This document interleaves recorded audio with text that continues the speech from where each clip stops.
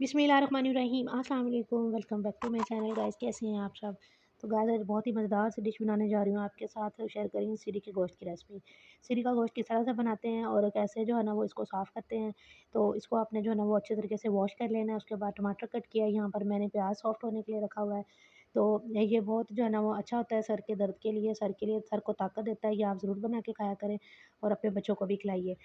तो ये जो है ना वो बहुत मज़े का बनता है। मैं आपके साथ ऑथेंटिक रेसिपी इसकी शेयर कर रही हूँ। तो लहसुन अदरक का पेस्ट शामिल करने के बाद सब्ज़ मिर्चों का पेस्ट, साथ में टमाटर ऐड कर दिया। कुछ बेसिक जो है ना वो मसाले इसके अंदर हम लोग ऐड करेंगे, जो कि हमारे डेली के खानों में यूज़ होते हैं। जिनमें नमक है, 1 टेबलस्पून हल्दी पाउडर, सुरख मिर्च का पाउडर, धनिया ज़ीरा पाउडर। ये तमाम मसाले डालने के बाद आपने जो है ना वो मसाले को बहुत अच्छे तरीके से भून लेना है। उतनी देर में जो लोग मेरे चैनल पर न्यू आए हैं, मेरे चैनल को सब्सक्राइब कर लीजिए ताकि ऐसी और मज़ेदार सी रेसिपी जो है ना वो देखने को आप लोगों को मिल सके।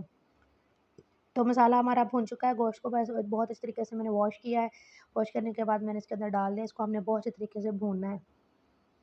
इतना अच्छे तरीके से भूनना है कि इसका कलर जो है ना वो चेंज हो जाए। जैसे ही इसका कलर चेंज होगा तो अब हमने इसके अंदर जो है ना वो पानी डाल के इसको जो है ना प्रेशर लगा के जो है वो रख देना है आधे घंटे के लिए। मीडियम सी फ्लेम पे मैं इसको बंद करके रख दूँगी।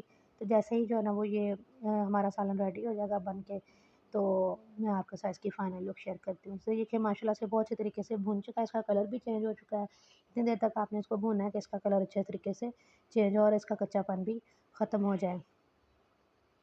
तो आपने इसको पकाना बिल्कुल लाइट सी फ्लेम पे है, ज़्यादा आपने तेज़ इसकी फ्लेम नहीं करनी है। तो बहुत मज़े का आपका सालन बनेगा। ये बहुत जो है ना वो हेल्दी होता है सेहत के लिए। आप इसको ज़रूर बना के खाया करें और अपने बच्चों को लाज़मी दीजिएगा। ये बच्चों के लिए बहुत ज़्यादा हेल्दी है।